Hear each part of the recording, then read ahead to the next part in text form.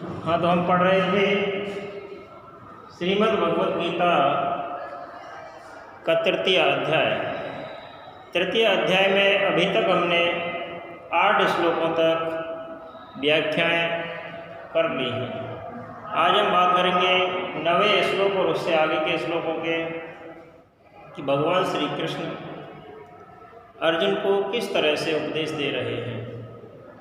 तो 9वें श्लोक में भगवान श्री कृष्ण ने अर्जुन से कहा कि यज्ञार्थात् कर्मणः अन्यत्र लोको अयं कर्म बंधनः तदर्थम कर्म कौन्तेय मुक्त संग समाचार। तो भगवान श्री कृष्ण अर्जुन से कहते हैं कि हे अर्जुन, यज्ञार्थात् कर्मणो अन्यत्र लोको अयं कर्म बंधनः तदर्थम कर्म कौन्तेय मुक्त संगः समाचार। इस श्लोक का अन्वय इस प्रकार से होगा कि अयम लोकः यज्ञार्थात् कर्मणः अन्यत्र कर्म बंधनः कौन्तेय मुक्त संग तदर्थम कर्म समाचार।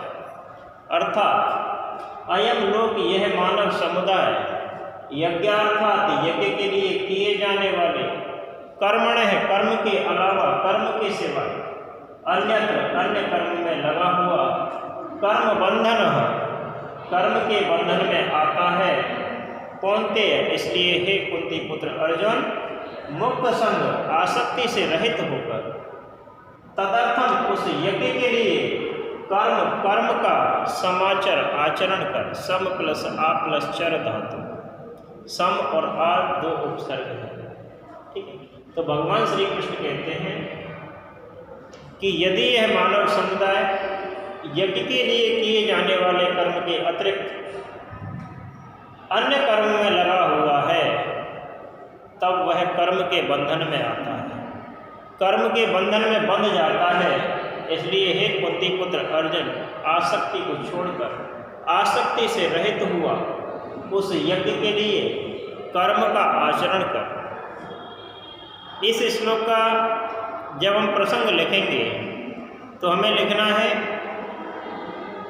कि भगवान श्री कृष्ण श्रेष्ठ और मुक्त कर्मों का, श्रेष्ठ और मुक्त कर्मों का रहस्य उद्घाटित करते हुए अर्जुन से कहते हैं कि हे अर्जुन, यज्ञ के लिए किए जाने वाले कार्यों के अतिरिक्त, यज्ञ के लिए किए जाने वाले कर्मों के अतिरिक्त दूसरे कर्मों में जब यह संसार लग जाता है, दूसरे कर्मों में जब ये लोग लग जाते हैं, तब कर्म के बंधन में बंध जाते हैं। इसलिए हे कुंती पुत्र अर्जुन, आसक्ति रहित होकर यज्ञ के लिए कर्म कर। कहने का तात्पर्य है कि जब मानव समुदाय, इस सृष्टि पर निवास करने वाले प्राणी यज्ञ के अतिरिक्त दूसरे कर्मों को करते हैं, तब वह कर्म के बंधन से बंध जाते हैं। इसलिए हमें यज्ञ के लिए कर्म करना चाहिए। अर्जुन को भी यही उपदेश दिया श्री कृष्ण ने। जब हम व्याख्या में लिखेंगे, विस्तृत रूप से लिखेंगे, तो क्या लिखना है कि भगवान श्री कृष्ण ने अर्जुन को यह कहा कि यह मानव का जो शरीर है, मानव तन है, यह आत्मा का एक पवित्र मंदिर है। जिस प्रकार से मंदिर होता है, मंदिर की पवित्रता होती है, उसी प्रकार से इस मानव शरीर की भी पवित्रता है। क्योंकि मानव का जो तन है, मनुष्य का जो शरीर है, वह आत्मा का एक पवित्र मंदिर है।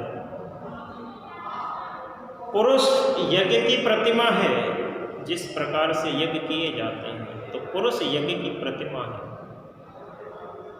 जो ब्रह्मांड में है वही पिंड है। राष्ट्र, धर्म और समाज का उत्थान और पतन मनुष्य पर निर्भर होता है। किसी भी राष्ट्र का, किसी भी धर्म का, किसी भी समाज का उत्थान और पतन करने की जिम्मेदारी केवल मनुष्य के कंधों पर है। अब मनुष्य को चाहिए कि वो पतन न होने दे, अपने राष्ट्र का, अपने समाज का, अपने धर्म का पतन नहीं होने दे। इसके लिए मनुष्य को नियत कर्म को करना चाहिए, नियमित कर्मों को करना चाहिए। अब नियत कर्म होता क्या है हमें यही नहीं पता है। तो नियत कर्म से तात्पर्य है जब निर्मल और निष्पक्ष हमारा अंतःकरण होगा तब इस संसार की जो परिस्थितियां हैं नए नए रूपों में बदलने लग जाएंगी। प्राणियों के गुण और स्वभाव में भिन्नता रहती है, अतः नियमित कर्म करना एक कठिन कार्य है। तो भगवान श्री कृष्ण ने कहा कि कर्तव्य बुद्धि को जागृत करके अपने कर्तव्य को समझकर, अपने कर्तव्य को जानकर मनुष्य यज्ञ के लिए कर्म करे। अपने कर्तव्य बुद्धि से जागृति होने पर जब मनुष्य कार्य करता है, कर्म करता है, यज्ञ करता है, वही मानव का श्रेष्ठ धर्म है, वही मनुष्य का पवित्र धर्म है। गीता हम जानते हैं कि निष्काम कर्मयोग ही गीता है। भगवान श्री कृष्ण कहते हैं कि यज्ञ सनातन शब्द है। प्रकृति के आदि से लेकर अनंत तक चलने वाला एक यज्ञ ही है। सृष्टि परिवर्तित होती रहती है, प्राणी आते हैं चले जाते हैं, लेकिन यज्ञ आदि से अंत तक रहता है, धर्म आदि से अंत तक रहता है। पूज्य का जो प्रारंभ है समर्पण भाव से होता है। पूजा में यदि तुक्ष वासनाएं होंगी, तुक्ष अहंकार होगा, तुक्ष कामनाएं होंगी, तब वह पूजा का स्थान नहीं है। अर्थात पूजा में कामनाओं का और वासनाओं का स्थान नहीं होना चाहिए। प्राणी क्या करता है, भगवान के मंदिर में गया, हे भगवान मेरा ये काम कर दे, मैं तुझे प्रसाद चढ़ाऊंगा। हे भगवान मेरी ये वस्तु मिल जाए, मैं तुझे चोला चढ़वाऊंगा। परीक्षार्थी क्या कहते हैं, हे भगवान मुझे पास करा दो अच्छे नंबरों से, मैं प्रसाद अवश्य चढ़ाऊंगा। नहीं, ये गलत है। पूजा में वासनाओं का, इच्छाओं का, कामनाओं का कोई स्थान नहीं है। सच्चा जो पुजारी होता है, सच्चा पूजा करने वाला होता है, विषय विकार वासनाओं को अलग करके, विषय वासनाओं से रहित होकर अपने पूज्य की स्थापना करता है। लेकिन हम देखते हैं संसार में 90% से अधिक लोग तो केवल अपनी इच्छा पूर्ति के लिए ही परमात्मा के मंदिर में जाते हैं। जिसके पास नहीं है वो ज़्यादा जाता है, जिसके पास है वो कम जाता है। क्योंकि जिसके पास नहीं है वो तो मांगने जाता है, जिसके पास है वो क्या समझता है, वो ये समझता है कि मैं अपने आप कर रहा हूँ। तो कहने का तात्पर्य है कि मनुष्य की पूजा में, मनुष्य के यज्ञ में, मनुष्य के कर्मों में इच्छा और वासनाओं का स्थान नहीं होना चाहिए, वही श्रेष्ठ पूजा है। और इसी को भगवान के द्वारा बताया गया, श्री कृष्ण के द्वारा, कि जब मनुष्य श्रद्धा से, सेवा भावना से अपने कर्म को करता है, पूजा को करता है, तब वही पूजा का कर्म यज्ञ है। यज्ञ संगतिकरण है। मनुष्य सामाजिक प्राणी होता है। समाज में रहकर उन्नति करना, समाज में रहकर आगे बढ़ना प्रत्येक मनुष्य के जीवन का क्या होता है, परम लक्ष्य होता है। दान यज्ञ का मूल भाव होता है। अतः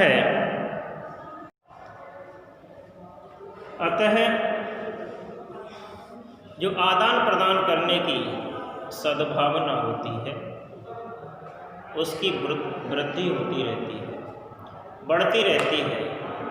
देवताओं की पूजा करना, संगतिकरण करना, दान आदि करना, इन सब का नाम ही क्या है? यज्ञ है।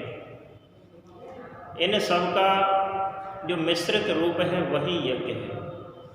तो भगवान श्री कृष्ण ने भगवद गीता में कहा, तब हमें 3 बातें प्राप्त होती हैं कि यज्ञ 3 प्रकार से किए जाते हैं, 3 कारणों से किए जाते हैं। पहला कारण क्या है कि केवल स्वार्थ और भोग के लिए यज्ञ करना। कुछ मनुष्य, कुछ प्राणी, सांसारिक जीव, सांसारिक मनुष्य केवल अपनी कामनाओं की पूर्ति के लिए, अपनी स्वार्थ सिद्धि के लिए, अपनी वासनाओं को भोगने के लिए, अपने सुखों को संपन्न करने के लिए क्या करते हैं? यज्ञ करते हैं।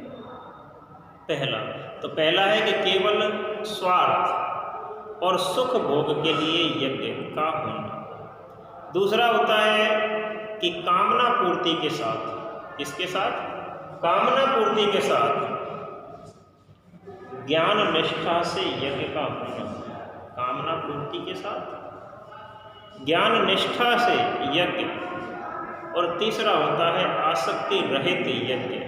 तो देखो, इन तीनों में सर्वश्रेष्ठ यज्ञ है आसक्ति रहित। तो पहला यज्ञ स्वार्थ और सुख भोगों के लिए जो यज्ञ किया जाता है उससे अहंकार उत्पन्न होता है, दीनता आती है। तो सत्य से ऐसे यज्ञों का आयोजन नहीं होता, सत्य से ऐसे यज्ञों का संबंध नहीं होता। जब कामना पूर्ति और ज्ञान निष्ठा के लिए यज्ञ किया जाता है तब मनुष्य की कामनाओं की पूर्ति तो होती है, क्योंकि उसमें ज्ञान की निष्ठा होती है, ज्ञान निष्ठा होती है। मनुष्य प्रेम, सद्भाव, सत्य, लोक उपकार की भावना से अपनी कामनाओं की पूर्ति के लिए जब यज्ञ करता है तब मनुष्य की इच्छाओं की पूर्ति होती है। लेकिन कमी क्या होती है? जब पुण्य क्षीण होने लगते हैं, पुण्य की हानि होने लगती है, तब मनुष्य दुख के बंधनों में पड़ जाता है, मनुष्य को दुख घेर लेते हैं। लेकिन तीसरे प्रकार का जो यज्ञ है आसक्ति रहित यज्ञ, इस आसक्ति रहित यज्ञ के नियमित करने से मनुष्य को असीम शांति की प्राप्ति होती है, मनुष्य मुक्ति के मार्ग पर प्रशस्त होता है। अतः मनुष्य को चाहिए कि आसक्ति रहित होकर यज्ञ करे। आगे क्या कहते हैं श्री कृष्ण इस यज्ञ के विषय में? तो 10वां श्लोक कि सहयज्ञ प्रजा सृष्ट्वा पुरोवाच प्रजापति अनेन प्रसविष्यध्वम अनेन प्रसविष्यध्वम एष वै उत्तिष्ठ कामधुक्। एषः वै कामधुक्। तो भगवान श्री कृष्ण ने आगे कहा, श्री कृष्ण ने अर्जुन से कि हे अर्जुन, सहयज्ञ प्रजा सृष्टा पुरोवाच प्रजापति अनेन प्रसवेष्यध्वम एष वै उत्तिष्ठ कामधुक्। तो श्री कृष्ण कहते हैं कि हे अर्जुन, पुरा सहयज्ञ प्रजा सृष्टा प्रजापति उवाच अनेन प्रसवेष्यध्वम एषः वै उत्तिष्ठ कामधुक् अस्तु। यह इसका क्या होगा? अन्वय होगा। पुरा से तात्पर्य है प्राचीन समय, प्राचीन समय से तात्पर्य है सृष्टि के आदि में, सृष्टि के उत्पन्न होने से पहले, सृष्टि की रचना से पहले ही, सृष्टि की रचना से पहले ही अर्थात कल्प के आदि में सहयज्ञ, यज्ञ सहित, यज्ञेन सहितम, यज्ञ के सहित, प्रजा माने प्रजा को, सृष्टि सृष्टवा रच करके प्रजापति ब्रह्मा ने उवाच कहा कि अनेन इस यज्ञ के द्वारा प्रसविष्यध्वम वृद्धि को प्राप्त हो जाओगे। ऐसे और यह यज्ञ वह तुम लोगों को इष्ट कामदुक वांछित मनोकामनाओं का इच्छित मनोकामनाओं को देने वाला अस्तु मान्य होगा। तो भगवान श्री कृष्ण अर्जुन से कहते हैं कि यज्ञ की महिमा ब्रह्मा जी ने स्वयं सृष्टि के आदि में वर्णित की है। सृष्टि की रचना से पहले ही ब्रह्मा जी ने यज्ञ का महत्व स्पष्ट किया और कहा, क्या कहा था? तो श्री कृष्ण कहते हैं अर्जुन से, तब इस श्लोक का प्रसंग हमें क्या लिखना है कि हे अर्जुन, इस यज्ञ का जो इतिहास है वो इस प्रकार है। यह ब्रह्मा जी द्वारा सृष्टि के आदि में ही यज्ञ के विषय में जो कहा वह इस प्रकार है। तो श्री कृष्ण कहते हैं अर्जुन से कि हे अर्जुन, पुरा सहयज्ञ प्रजा सृष्टा प्रजापति उवाच। सृष्टि के आदि में यज्ञ सहित प्रजा को उत्पन्न करके, जैसे ही प्रजा को उत्पन्न किया, यज्ञ को पहले उत्पन्न किया। प्रजा सहित यज्ञ यानी यज्ञ पहले, यज्ञ के सहित प्रजा को उत्पन्न किया। तो कहते हैं कृष्ण के सृष्टि के आदि में प्रजा सहित या यज्ञ सहित प्रजा को उत्पन्न करके प्रजापति ने कहा था कि इस यज्ञ के द्वारा तुम वृद्धि को प्राप्त हो जाओ और यह यज्ञ तुम्हारी मनोकामनाओं की पूर्ति करने वाला होगा। इस यज्ञ से तुम्हारी इच्छित कामनाओं की पूर्ति होगी। तो ब्रह्मा जी के अनुसार यज्ञ की रचना किस लिए की गई थी? तो ब्रह्मा जी ने यज्ञ की रचना केवल इसलिए की थी कि यज्ञ के द्वारा मनुष्य अपनी इच्छित कामनाओं की पूर्ति कर सके। तो कब की थी? प्रजा के साथ में। तो प्रजा सहित यज्ञ या यज्ञ सहित प्रजा की रचना करके ब्रह्मा जी ने कहा, उवाच कहा कि इस यज्ञ के द्वारा हे प्रजाजनों, तुम वृद्धि को प्राप्त हो जाओ, तुम्हारी मनोकामनाएं पूर्ण होंगी इस यज्ञ के द्वारा। अब हमें जब इसे विस्तृत रूप देना है, व्याख्या करनी है, तो क्या लिखेंगे? तो हम लिखेंगे कि जब सृष्टि के आदि में ब्रह्मा जी द्वारा प्रजा की क्या की गई? रचना की गई। तब यज्ञ सहित उन्होंने प्रजा की रचना की, अर्थात यज्ञ को प्रजा के साथ छोड़ा। किस लिए? कि सृष्टि के प्रारंभ में जब अज्ञान के कारण, सृष्टि के प्रारंभ में किसके कारण? अज्ञान के कारण, ज्ञान नहीं होने के कारण जब प्रजाएं अंधकार में पड़ी हुई थी, उन्हें कोई मार्ग दिखाई नहीं दे रहा था, तब ब्रह्मा जी द्वारा यज्ञ की रचना की गई और यह आदेश दिया गया कि हे प्रजाजनों, इस यज्ञ के द्वारा तुम वृद्धि को प्राप्त हो जाओ। यह यज्ञ तुम्हारी मनोकामनाओं की पूर्ति करने वाला होगा। दुख, दरिद्रता, दीनता, इन सब से दूर होकर संपन्नता और उन्नति के मार्ग यज्ञ कर्मों से ही प्रकट होते हैं। यज्ञ धर्म के पालन से, यज्ञ धर्म का पालन करने से मनुष्य अपनी उन्नति को प्राप्त होता है, वृद्धि को प्राप्त होता है, क्योंकि अच्छे कर्मों का, सत्कर्मों का फल हमेशा सुख देने वाला होता है, सुखदायक होता है। इसी कारण यज्ञ की रचना परमपिता परमेश्वर ब्रह्मा जी द्वारा की गई और जीवन कामना के लिए, जीवन को आगे बढ़ाने के लिए, इस जीवन रूपी यात्रा के लिए आवश्यक है कि हमारी कामनाएं पूरी हों। बिना कामनाओं की पूर्ति के मनुष्य का जीवन नीरस होता है, अधूरा होता है, दीनता से युक्त होता है।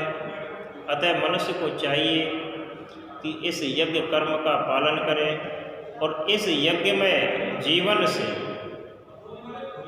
सुख के साथ साथ मुक्ति को प्राप्त हो जाए। तब श्री कृष्ण कहते हैं आगे अर्जुन से कि हे अर्जुन, देवान भावयतनेन्ति देवा, देवान भावयता अनेन देवा भावयन्तु वा परस्परम भावयन्तः श्रेय परम अवापश्यत्। तो श्री कृष्ण ने कहा इस 11वें श्लोक के माध्यम से कि देवान भावयत अनेन, देवान भावयता अनेन ते देवा भावयन्तु वै परस्परम भावयन्तः श्रेय परमं अवापश्यत्।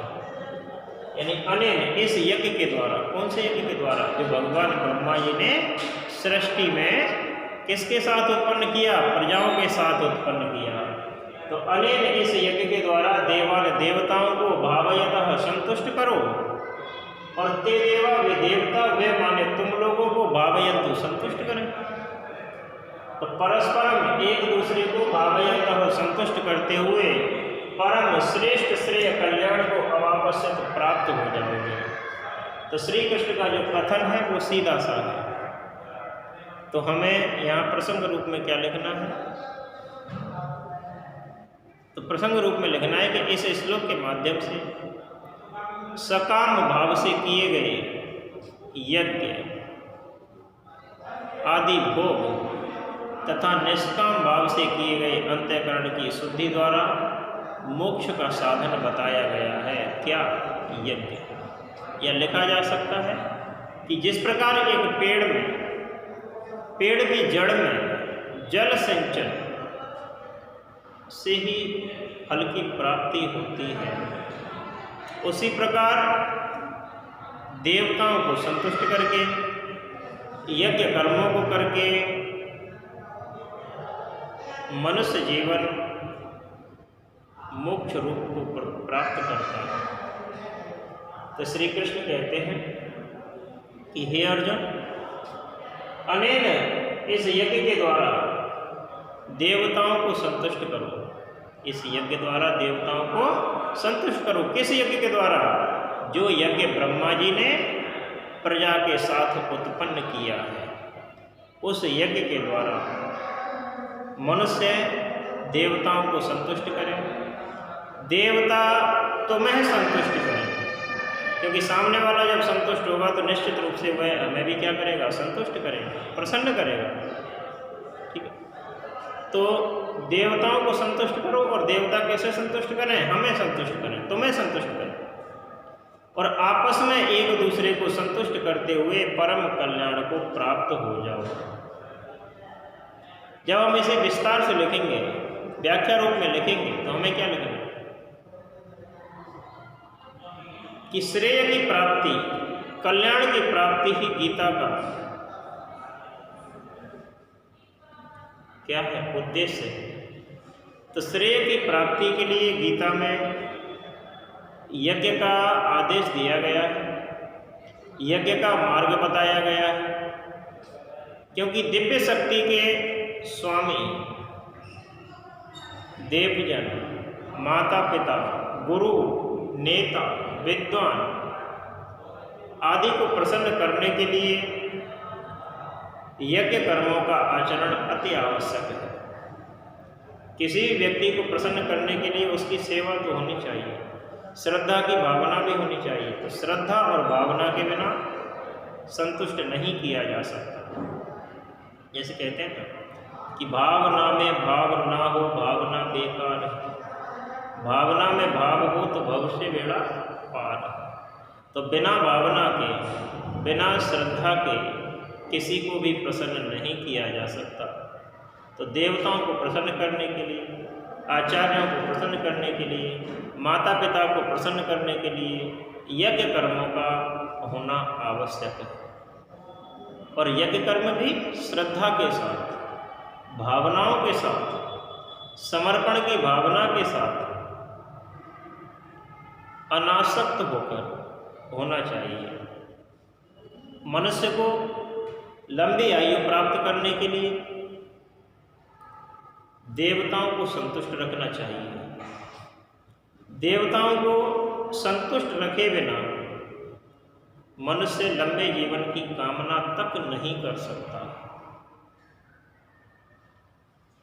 जैसे पृथ्वी हमें क्या देती है? अन्न देती है। लेकिन हम क्या देते हैं? पृथ्वी को खाद देते हैं। मनुष्य पृथ्वी को क्या देता है? खाद देता है। तो उसी प्रकार से जब हम देवताओं के लिए यज्ञ करेंगे, अनासक्त भाव से कर्म करेंगे, तो वे देवता भी हमें निश्चित रूप से संतुष्ट करेंगे, हमारे इच्छित फलों को हमें प्रदान करेंगे।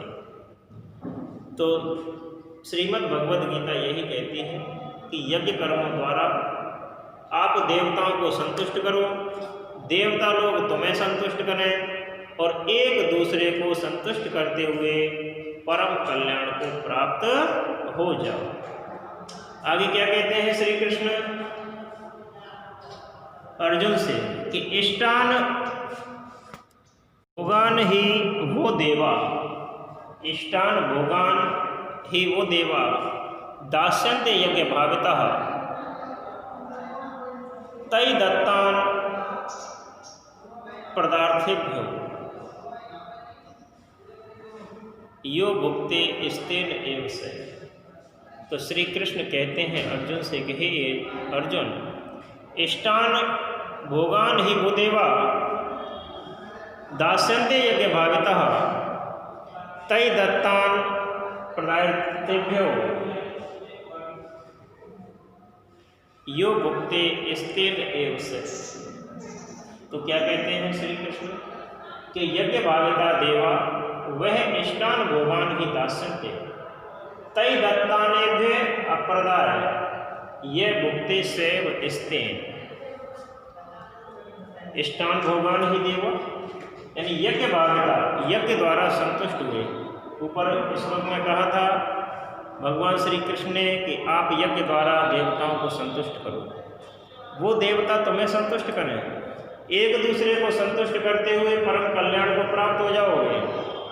तो आगे कहते हैं कि यज्ञ द्वारा संतुष्ट हुए देवता वे तुम लोगों के लिए इष्टान वांछित इच्छित भोगान भोगों को ही माने निश्चित रूप से दास्यन्ते प्रदान करेंगे, प्रदान करें। और तई उनके द्वारा दत्तान माने प्रदान किए हुए, तई दत्तान उनके द्वारा दिए हुए पदार्थेभ्यो इन देवताओं को अप्रदाय निवेदन किए बिना, ये माने जो भोगते भोगता है सा एव वह निश्चित रूप से स्तेन चोर है।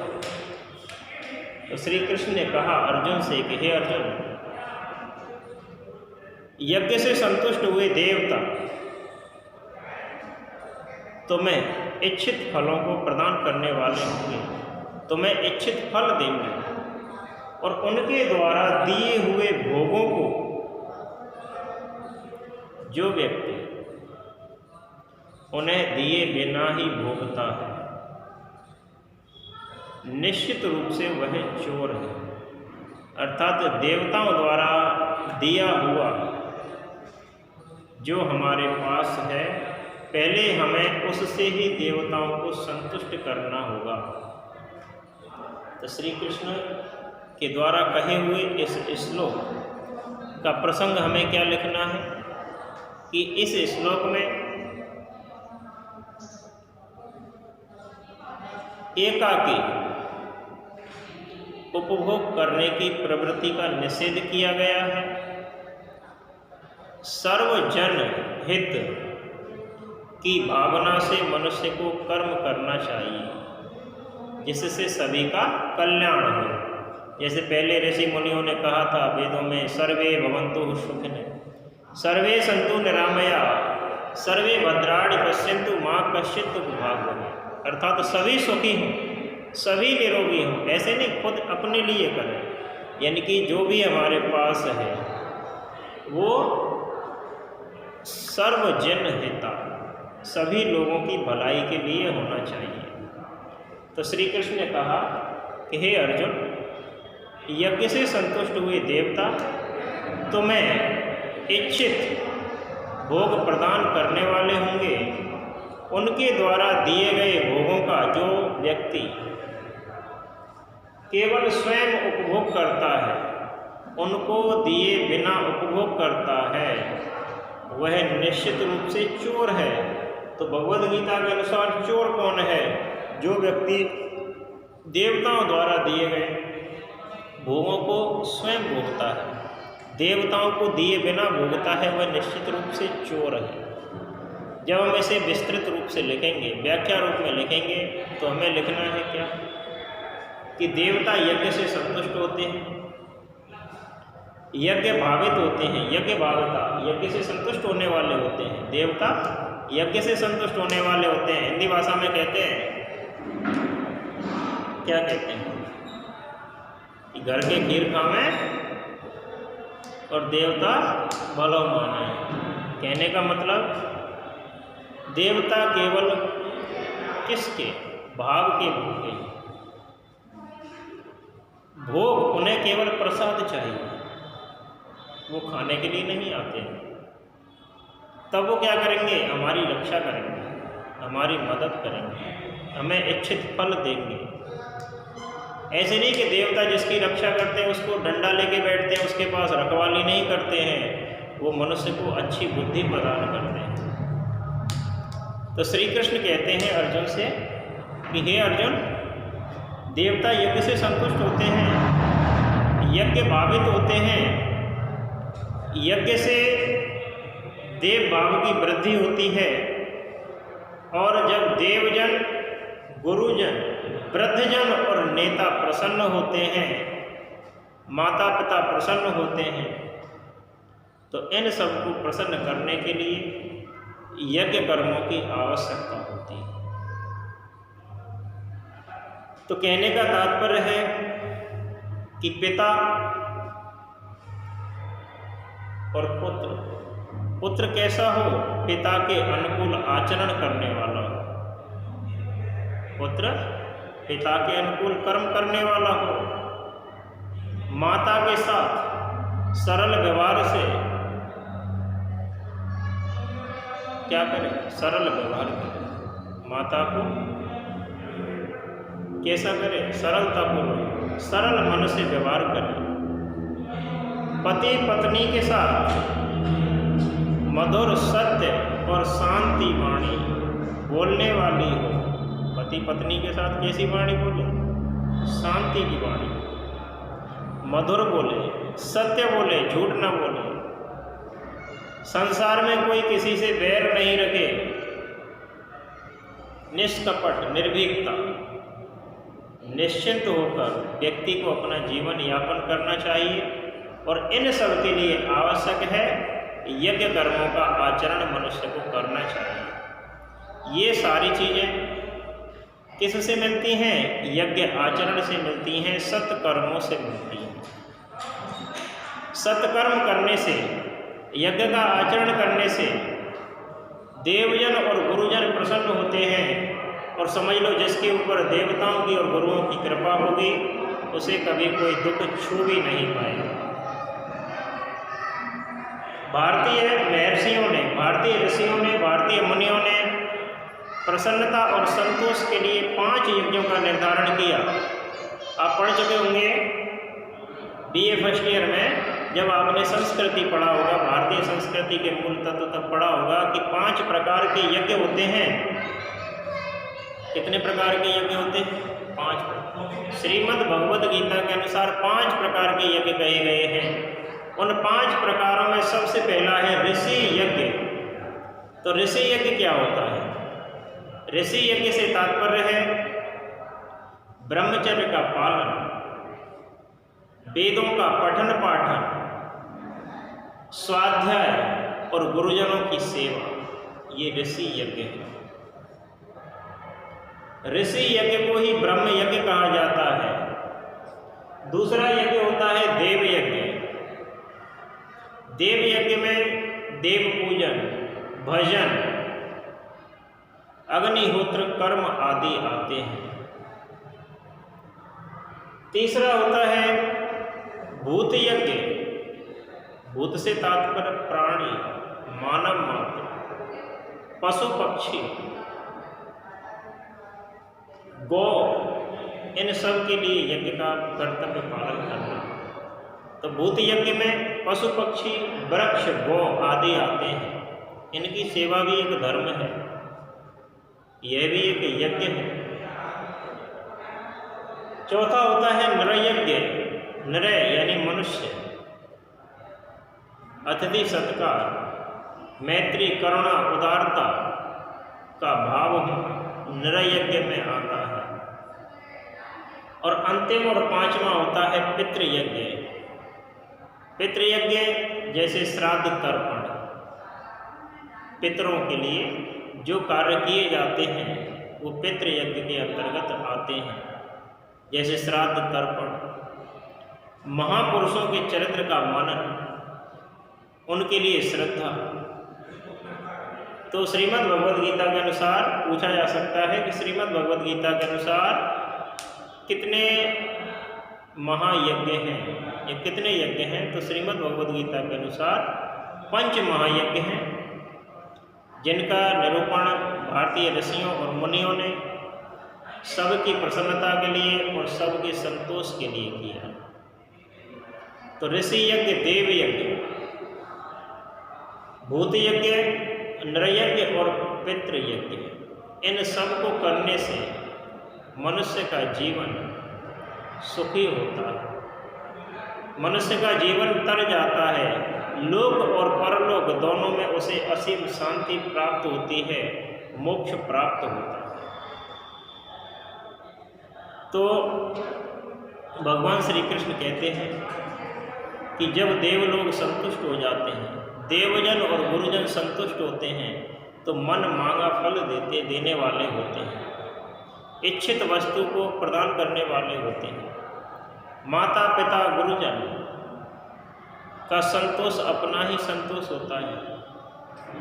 मनुष्य के पास जो कुछ भी है वह देवताओं, पितरों, ऋषियों और गुरुजनों का दिया हुआ ही तो है। मनुष्य लेकर क्या आता है साथ में? कुछ लेकर आता है क्या? कुछ लेकर नहीं आता। जाता है तब भी कुछ लेके नहीं जाता है। मनुष्य जब आता है तो खाली हाथ आता है और जाता है तब भी खाली हाथ जाता है। फिर मनुष्य को अहंकार क्यों? नहीं होना चाहिए। मनुष्य को अभिमान नहीं होना चाहिए। मनुष्य अपने जीवन को जीने के लिए समस्त 5 महायज्ञों का क्या करे? पालन करे, तब उसका जीवन उन्नत और सफल हो सकता है। तो मनुष्य के पास जो कुछ भी होता है वो ऋषि मुनियों का दिया हुआ, गुरुजनों का दिया हुआ, देवों का दिया हुआ, प्रकृति का दिया हुआ होता है। तो जो भी हमारे पास है, जो भी हमारे लिए देवजन, गुरुजन, माता पिता ने दिया है, हम उसका अर्पण करके भोगते हैं। जब हम उन्हें अर्पण करते हैं तब हम क्या कहलाते हैं? धर्मात्मा कहलाते हैं। तो श्रीमद् भगवद गीता के अनुसार धर्मात्मा कौन है? तो हमें लिखना है कि जो मनुष्य देवताओं, पितरों, ऋषियों और गुरुजनों, माता पिताओं का दिया हुआ उनके लिए अर्पण करके उपयोग करता है, उनको अर्पण करके भोगता है, वही क्या है? धर्मात्मा है। कहते हैं ना, आरती भी तुमने सुना होगा, तेरा तुझको अर्पण क्या लागे मेरा। तो जब हमें हमारा कुछ है ही नहीं, हम कुछ लेकर आए ही नहीं, फिर हमें क्या नहीं होना चाहिए? मिथ्या अभिमान नहीं होना चाहिए। हमें सत्कर्मों का आचरण करना चाहिए, यज्ञ कर्मों का आचरण करना चाहिए। तो कहने का तात्पर्य है कि मनुष्य देवताओं द्वारा दिए हुए भोगों को उन्हें देकर फिर उनका उपभोग करे। जब मनुष्य द्वारा किए हुए यज्ञों से देवता संतुष्ट होंगे, तब वे उन्हें इच्छित फल प्रदान करने वाले होंगे। जो मनुष्य देवताओं द्वारा दिए हुए का उपभोग केवल स्वयं के लिए करता है, देवताओं को दिए बिना करता है, वह निश्चित रूप से चोर है। आगे के श्लोकों को अगले अध्याय में